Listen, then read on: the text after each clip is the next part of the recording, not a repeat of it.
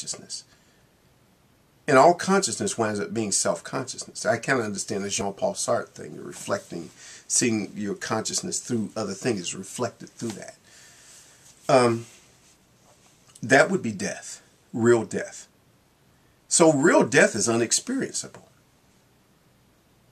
It is not something anybody could experience. We cannot experience death, but we can experience our ideals about death. We can experience our beliefs about death.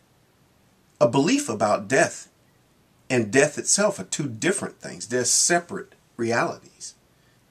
They're separate realities. We have an ideal about death, about what happens to people who are dead. You know, I can think about my father who's dead, my sister who's dead. You know, the other pets that I've had that have died. You know, a roach that I just stepped on the other day, that's dead. A spider that was coming down on a little thread and I just, right mid-flight or mid-whatever, descent. Dead. Dead is dead. You know, even if you believe that you've had memories of past lives, you say, well, I used to live way back in the, 500 BC and then I was executed. Yeah, but you don't have a memory of being dead. Even if I were to give it to you that your experiences were real and true, even if I gave that to you, you don't have an experience of being dead.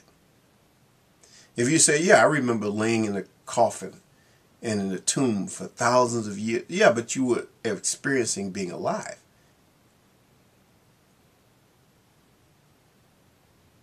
So therefore we get into this thing about physical death. What is the boundary line between physical death and some other kind of death? I suppose the other type of death would be psychological death. Being dead in that you're not conscious of anything. You have no knowledge. The end of life is the end of knowledge. It's the end of understanding, the end of knowing, the end of reasoning. It's just nothing. But you don't even have the experience of nothing. Because even nothing is something we experience, which kind of gets me into, again, it's an existential issue. You know, if you ever read Jean-Paul Sartre's thing, his book called Being in Nothingness, which I've had the fortunes of reading it. I can say fortune or misfortune. I don't know how you want to categorize that. Because it's a very long book. It's about 800 pages long. And it's probably one of the most complicated type of things you can read. But I remember reading it all the way through. I was so happy after reading it. I said, you know what? I got to do something to celebrate this. This is quite an accomplishment. Because I read that book on and off over a period of time. I'd read it and then I'd just set it aside. And I'd read it and set it aside. And read it and then, pick. And, a total of about maybe 10 years. Seriously, I'm not kidding. That book took me, it wasn't like it took me 10 years to go through it. But it was like I read it and put it away for months. And then read a little bit more and put it away maybe a year or so. And then could pick it. But I always kept picking it up every so often and reading it. And I finally finished, after 10 years after I bought it, because I actually put the date that I bought it on there. I bought it in I don't know. Actually, it was more than 10 years, now that I think about it. It was more than, because I bought the book in 1989. And I finished reading it in 2002, so that was more than 10 years. But after having read that book, I decided to go to Paris. I said, I'm going to go to where Jean-Paul Sartre grew up, where he lived and died. I just said, I'm just going to go to Paris, because I just wanted to go there. And it's funny that I wasn't intending to actually go to his grave, but I decided to go there. But the whole thing about the nothingness thing was interesting, because nothing is something in consciousness. There is no nothing in consciousness. You can't really imagine nothing. I know I'm going to be a little bit nuts in saying this, but I think about an example he gave, the Pierre example of something.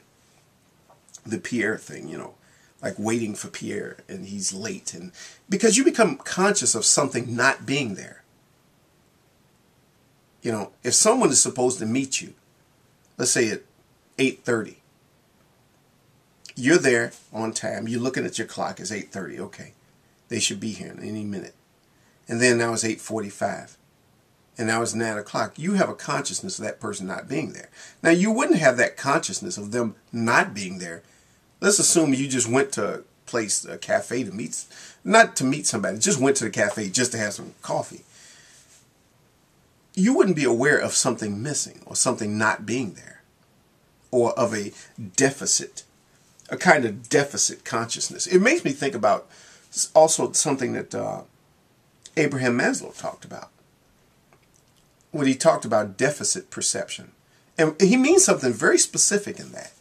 You know, we can be aware of things that are missing in our lives, things that we don't have, things that we should be doing, but we're not doing them. You know, I should be going to the movies today, but I'm not going. I should be cleaning up my house today, but I'm not doing it. You have awareness of a thing not being, the not being, the not doing, the not having. I should have a car, but I don't have one. That's a consciousness of a something not being. The other type of perception he talked about was being perception. You know, he would actually use just simply shorten it by say be perception, the letter B hyphen and then perception. And the other type, deficit perception, use the letter D hyphen and then perception. D perception and B perception. And he was talking about self-actualizing people. They're more the being perceptors. People who look more at things as they are instead of looking at what's missing in life. You know, you don't see yourself as somebody who's inadequate or somebody with something missing about yourself. You know, you are a complete person, but yet you're still growing and developing. Whereas people who are in the deperception mode are people who see something is missing in their lives and they have to repair that deficiency. And it gets kind of complicated a little bit. But we can't really perceive nothing itself. It's kind of a mental trick that we produce. It's a mental trick that we do to create the perception of nothing. You know, if I have a cup, for example, I have my little thing, the thing I usually put my sake in. It's a little Japanese thing. It's empty. You can look at it and see that there's nothing in there. But do you really see nothing? No, you see something, but you have the perception of nothing. See, I make a distinction between what you're seeing and what you're perceiving. You have the perception of nothing, but you never actually take nothing in through your senses. In fact, it's the one thing that definitely you can say that you don't have. You cannot take in through your senses nothing. What you have is a perception of nothing. That's really a matter of our mind interpreting nothing. It is, so in other words, nothing is actually a something. It really is a something. There is no nothing in reality. I was thinking about something else when I was reading. If you ever read The Theory of Relativity, believe me, it's actually not as complicated as you would think. Einstein's own book that he wrote this little book, it's a very short book about relativity, and he was talking about something. And I thought about one line in there somewhere when he was talking about space. And it just stuck in my mind of all the things. He said that, you know, we're used to thinking of an object as being in space. But it's better to think of it as space as being an extension of the object so that the term empty space has no meaning. I thought, wow, that's rather profound. So in other words, there is no empty space. Space is actually a something. But that comes from thinking. Not from what you observe, but from the way you're interpreting reality. It's your interpretation.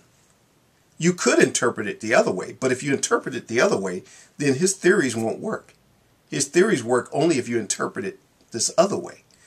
So many things in life have to be that way too. You know, we have to see things according to how we interpret it. We have to see reality according to our interpretation. Not so much according purely to what our senses tell us. Just an interesting thought. I know I kind of went off in 100 different directions, but just an interesting thought that there is no such thing as nothing.